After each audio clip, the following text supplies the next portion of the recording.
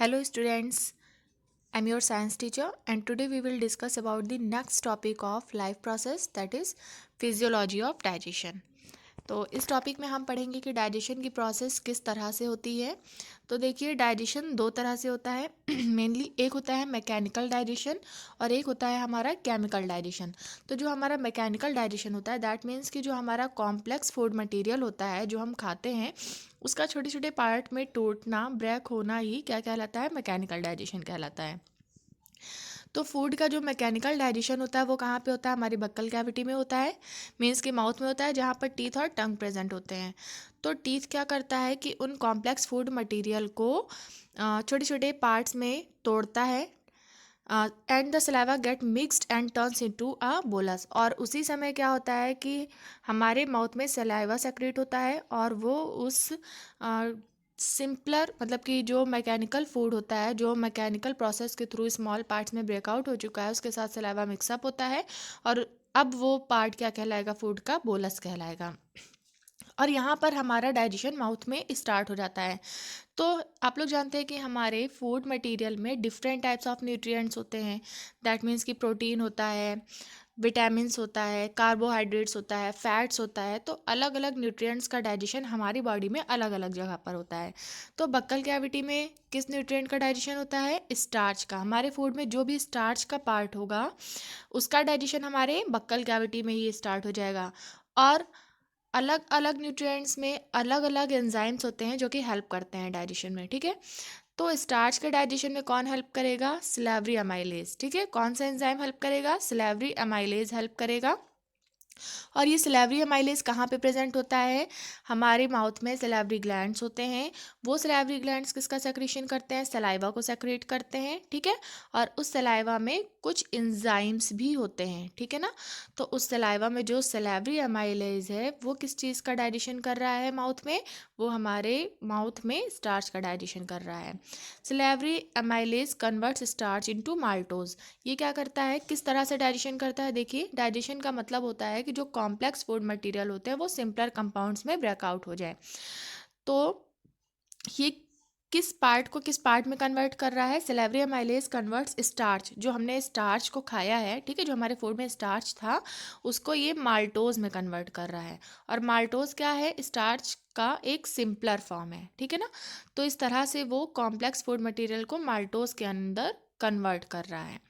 और फिर अब देखिए, बक्कल कैविटी से हमारा जो फूड है वो कहाँ पर पहुँचेगा, स्टमक में पहुँचेगा। किसके थ्रू पहुँचेगा, जो हमारे माउथ बक्कल कैविटी से जो एक फूड जो एक पाइप लाइक स्ट्रक्चर स्टार्ट होता है उसके थ्रू पहुँचेगा, ठीक है ना। और वो पाइप लाइक स्ट्रक्चर कौन सा होता है, वो पाइप लाइक स्ट्रक्चर आपने पढ़ा था इसोफेगस होता है। तो अब जो हमारा फूड है वो कहाँ पर पहुँचेगा, अब हमारा फूड पहुँच रहा है स्टमक में। तो स्टमक में क्या होता है, the churning of food takes place due to the muscular contraction. वहाँ पे मसल्स होती हैं और वो मसल्स क्या करती हैं, कॉन्ट्रैक्ट एंड रिलैक्स करती हैं, ठीक है।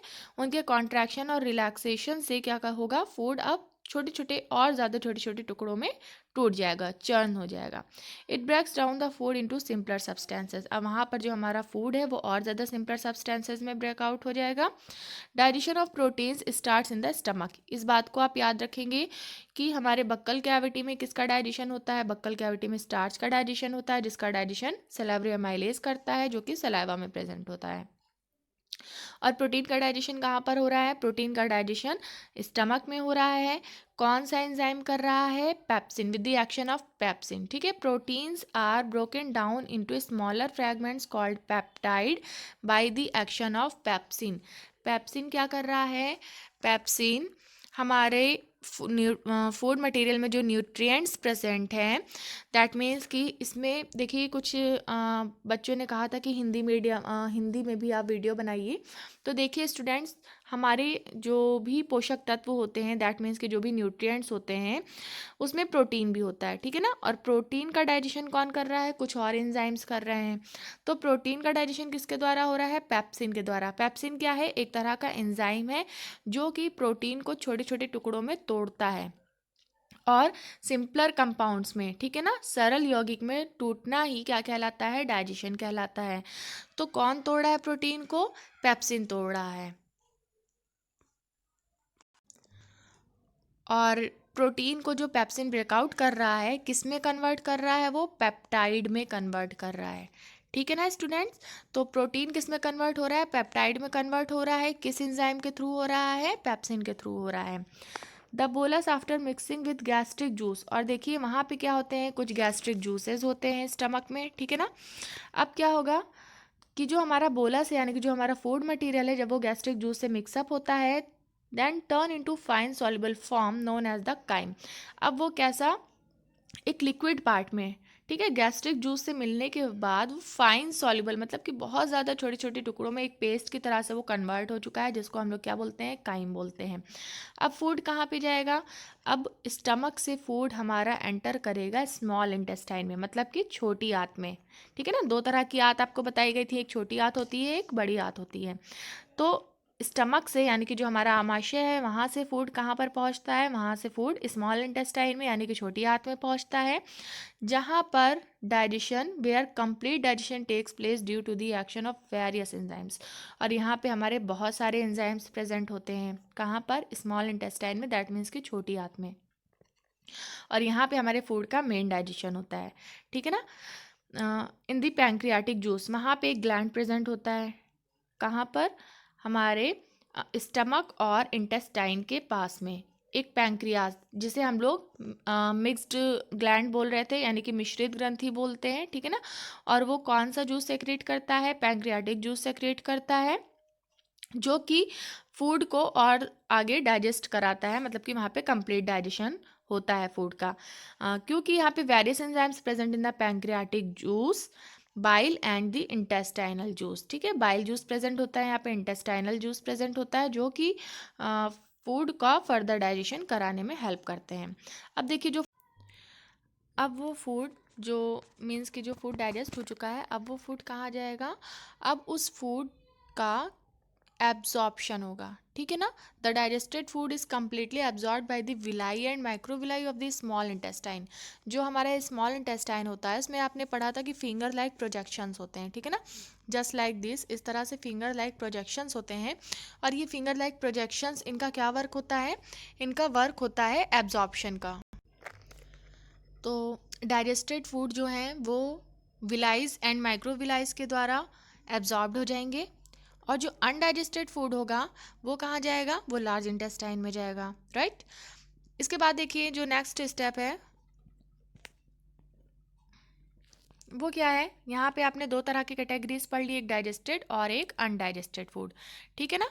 तो colon is responsible for the absorption of water. अब ये जो एब्जॉर्प्शन हो रहा है किस किस सब्सटेंसेस का हो रहा है और किसके द्वारा हो रहा है, ये जो कॉलन है ये क्या करता है, it is responsible for the absorption of water and salts. ठीक है, ये जो हमारे न्यूट्रिएंट्स होते हैं, जो न्यूट्रिएंट्स में जो वाटर की क्वांटिटी होती है और जो सॉल्ट की क्वांटिटी होती है, उसको कौन एब्जॉर्ब कर रहा है, कॉलन एब्जॉर्ब कर रहा है। और rectum stores the undigested food temporarily before the defecation. ठीक है ना। और जो रेक्टम है, ठीक है ना, जो लास्ट पार्ट होता है इंटेस्टाइन का, वो क्या कर रहा है, वो अनडाइजेस्टेड फूड को स्टोर करके रखता है। तब तक स्टोर करके रखता है जब तक उस फूड का एक्सक्रीशन ना हो जाए। क्योंकि स्टूडेंट्स आप जानते हैं कि जो हम फूड खाते हैं और जो फूड डाइजेस्ट होता है उसको माइक्रोविलाइज या जो विलाइज होती हैं वो एब्जॉर्ब कर लेती हैं। ठीक है ना। और वो एब्जॉर्ब होने के बाद हमारे ब्लड में मिक्सअप होते हैं, और ब्लड में मिक्सअप होने के बाद हमारे सारे सेल्स को प्रोवाइड हो जाते हैं। और जो अनडाइजेस्टेड फूड होते हैं वो कहाँ पर चले जाते हैं, वो रेक्टम में चले जाते हैं, वहाँ पर स्टोर होते हैं। तब तक वो वहाँ पर स्टोर रहते हैं जब तक कि वो हमारी बॉडी से एक्सक्रीट आउट ना हो जाए। ठीक है। तो लास्ट वाला जो स्टेप होगा वो कौन सा होगा, एक्सक्रीशन का होगा, मतलब कि सबसे लास्ट का स्टेप। अभी आपने क्या पढ़ा, अभी आपने पढ़ा है डाइजेशन। तो डाइजेशन होने के बाद जो अनडाइजेस्टेड फूड मटेरियल होते हैं वो टेम्पोरेरली स्टोर रहते हैं, मतलब कि तब तक के लिए स्टोर रहते हैं जब तक कि वो एक्सक्रीट आउट, बॉडी से बाहर एक्सक्रीट आउट ना हो जाए जब तक। नेक्स्ट टॉपिक है एनाटॉमी ऑफ डाइजेस्टिव ट्रैक्ट, मतलब कि जो हमारा डाइजेस्टिव सिस्टम है ये किस तरह से बना हुआ है, मतलब कि जो हमारा इंटरनल स्ट्रक्चर है डाइजेस्टिव सिस्टम का उसको हम लोग बोलते हैं एनाटॉमी। तो alimentary canal in humans approximately कितना लंबा होता है, 30 फीट या फिर 9 मीटर लॉन्ग होता है हमारी बॉडी में। कहाँ से स्टार्ट होता है, आपको बताया गया था माउथ से स्टार्ट होता है, एनस पर एंड होता है, और ये दो ओपनिंग्स होती हैं, ठीक है। This two openings, alimentary canal is a tube of varying diameter. जो हमारा एलिमेंट्री कैनाल है ये माउथ से स्टार्ट होता है, एनस पर एंड होता है, और ये अलग अलग एनिमल्स में इनका जो डायमीटर होता है, इनका सॉरी, इनका जो व्यास होता है वो थोड़ा डिफरेंट हो सकता है। ईसोफेगस, स्टमक, स्मॉल इंटेस्टाइन कितने रीजन्स में डिवाइड था? It is divisible into 3 regions, that is duodenum, jejunum and ilium.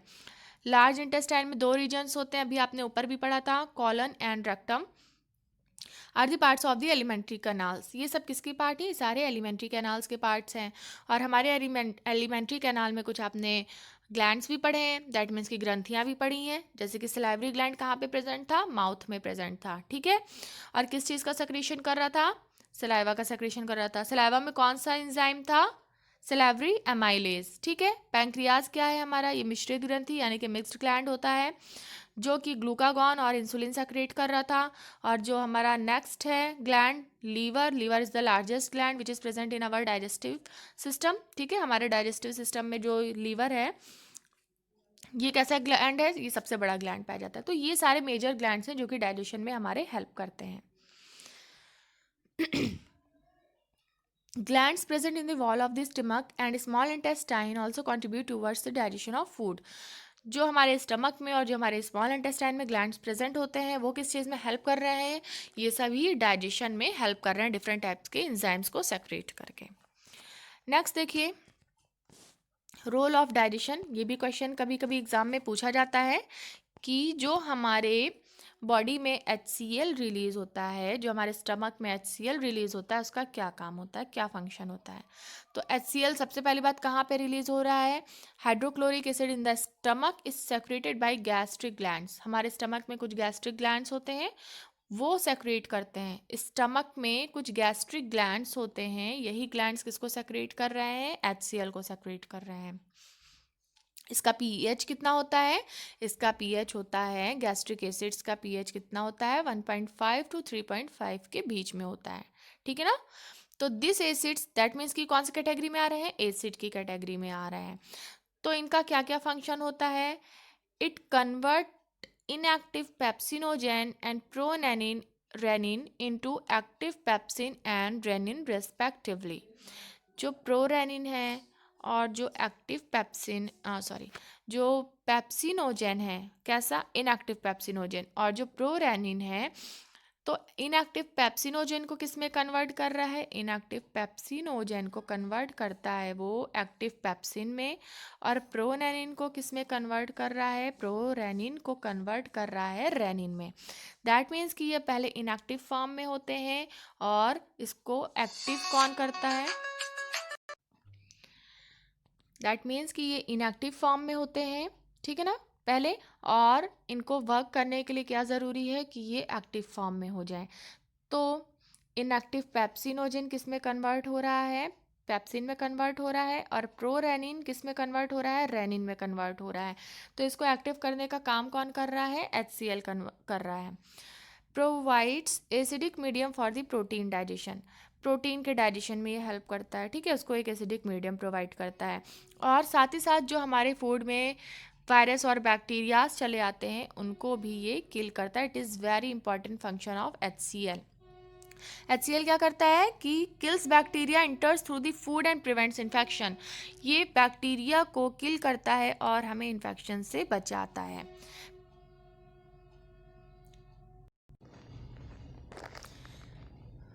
तो ये आपने थर्ड पॉइंट देखा, इट इज़ वेरी इंपॉर्टेंट, ठीक है ना। जो हमारे फूड में जो भी बैक्टीरिया आ जाते हैं उनको भी HCl किल करता है।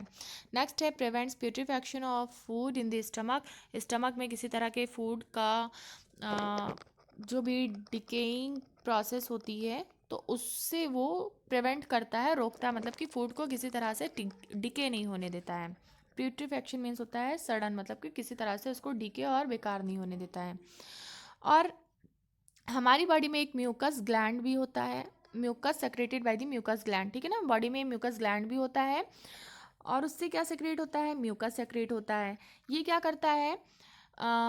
A thick layer of mucus secreted by the mucus gland of the stomach prevent itself from the action of the gastric gland. वो अपने आप को गैस्ट्रिक ग्लैंड के एक्शन से बचाता है कि उसके ऊपर कोई गैस्ट्रिक ग्लैंड का कोई इफेक्ट ना पड़े, ठीक है ना, कोई बेकार इफेक्ट ना पड़े, उससे अपने आप को बचाता है, म्यूकस बचाता है। नेक्स्ट है excess acid damages gastric mucosa and causes gastric and duodenal ulcers। अगर एसिड बहुत ज़्यादा रिलीज होता है तो उससे क्या हो सकते हैं, कुछ अल्सर्स भी हो सकते हैं, अल्सर जैसी प्रॉब्लम भी हो सकती है, तो इन सारी चीज़ से प्रोटेक्शन होती है। नेक्स्ट आपने थोड़ा सैलिवरी ग्लैंड के बारे में पढ़ना है कि सैलिवरी ग्लैंड क्या है। सैलिवरी ग्लैंड एक ग्रंथि है जो कि हमारे माउथ में पाई जाती है। Salivary glands are the exocrine, ठीक है, इंपॉर्टेंट लाइन है। कौन सा ग्लैंड होता है, एक्सोक्राइन ग्लैंड होता है। There are two types of gland, first one is the endocrine and the second one is the exocrine. तो ये एक्सोक्राइन ग्लैंड होता है दैट सेक्रेट सलाइवा। किस चीज़ का सेक्रेशन होता है, यहाँ पे सलाइवा का सेक्रेशन होता है through a system of duct. जो ग्लैंड डक्ट के थ्रू सेक्रीशन करते हैं उनको हम एक्सोक्राइन बोलते हैं, और जो डायरेक्टली सेक्रीशन करते हैं विदाउट एनी डक्ट उसको हम एंडोक्राइन ग्लैंड बोलते हैं। तो ये क्या है, एक्सोक्राइन ग्लैंड है, मतलब कि ये डक्ट यानी कि पाइप्स के थ्रू सेक्रेशन करता है। It is poured into the mouth, ठीक है। और कहाँ पे सेक्रेशन होता है उसका, माउथ में सेक्रेशन होता है। In humans 3 major pairs of salivary glands are present. हमारे अंदर ह्यूमंस में 3 सैलिवरी ग्लैंड्स होते हैं, दैट इज पैरोटिड, सबमैंडिब्यूलर और सबलिंगुअल, ठीक है ना। ये 3 तरह के हमारे अंदर सैलिवरी ग्लैंड्स पाए जाते हैं। In healthy individuals between 0.5 to 1 liters of saliva produced per day। एक नॉर्मल पर्सन में 0.5 से 1.5 लीटर सलाइवा डेली सेक्रेट होता है। सलाइवा का क्या फंक्शन होता है इसको भी देख लीजिए। सबसे पहली बात है कि ये क्या करता है, it lubricates and protects the soft and hard tissues of the oral cavity. जो हमारे माउथ को एक तरह से ल्यूब्रिकेट करता है, मतलब कि उसको गीला बनाए रखता है, and protect the soft and hard tissues, और जो हमारे माउथ के जो भी टिश्यूज़ होते हैं उसको प्रोटेक्ट करता है। दैट मीन्स कि इसका काम होता है प्रोटेक्शन का और ल्यूब्रिकेशन का। Protect from the dental caries, मतलब कि डेंटल इश्यूज से भी ये प्रोटेक्शन करता है, और जो माउथ में किसी तरह की माइक्रोब्स होते हैं उनको भी ये प्रिवेंट करता है। सलाइवा प्रिवेंट्स माइक्रोबियल ग्रोथ, उनकी ग्रोथ को भी ये प्रिवेंट करता है। नेक्स्ट है saliva can encourage soft tissue repair by decreasing clotting time and increasing wound contraction, right. मतलब कि यहाँ ये हमारे सॉफ्ट टिश्यू की रिपेयरिंग भी करता है, ठीक है, क्लॉटिंग टाइम को कम करके, and increasing the wound contraction, और कॉन्ट्रैक्शन को इंक्रीज करके। दैट मीन्स ओवरऑल कहने का मतलब है कि हमारे सॉफ्ट टिश्यू की रिपेयरिंग करता है, उनको प्रोटेक्ट करता है। सलाइवा के अंदर एंजाइम होता है, अभी आपको बताया गया था कौन सा एंजाइम, एमाइलेज होता है। ये क्या करता है, ये स्टार्च को माल्टोज में, it hydrolyses starch into maltose and dextrin. Mainly क्या करता है, स्टार्च को माल्टोज में कन्वर्ट करता है, इस तरह से स्टार्च का डाइजेशन होता है। Hence saliva allows digestion to occur before the food reaches in the stomach. Stomach में पहुंचने से पहले क्या करता है, ये स्टार्च का डाइजेशन करता है। कहाँ पर करता है, माउथ में करता है। सलाइवा एक सॉल्वेंट की तरह से एक्ट करता है जिसके अंदर कुछ सॉलिड पार्टिकल्स डिजॉल्व हो सकते हैं, and enter in the taste buds located on the tongue. हमारे टंग पर छोटे छोटे से टेस्ट बड्स होते हैं, वो क्या करते हैं, टेस्ट बड्स हमें किसी भी फूड सब्सटेंसेस को टेस्ट करने में हेल्प करते हैं।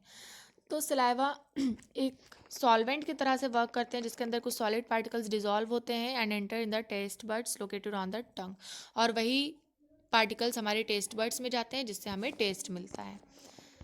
तो देखिए आपने पढ़े थे there are 3 types of salivary glands. तो here is the figure, here is the parotid gland, ठीक है। यहाँ पर माउथ के पास हमारा सबलिंगुअल ग्लैंड होता है, और उससे थोड़ा सा नीचे सब मैंडिबुलर, मतलब कि जो हमारा जॉ वाला पोर्शन होता है उसके नीचे के साइड हमारा मैंडिबुलर ग्लैंड होता है। तो यही तीनों ग्लैंड हमारे कौन से ग्लैंड्स होते हैं, सलाइवरी ग्लैंड होते हैं, जो कि सलाइवा का सेक्रेशन करते हैं।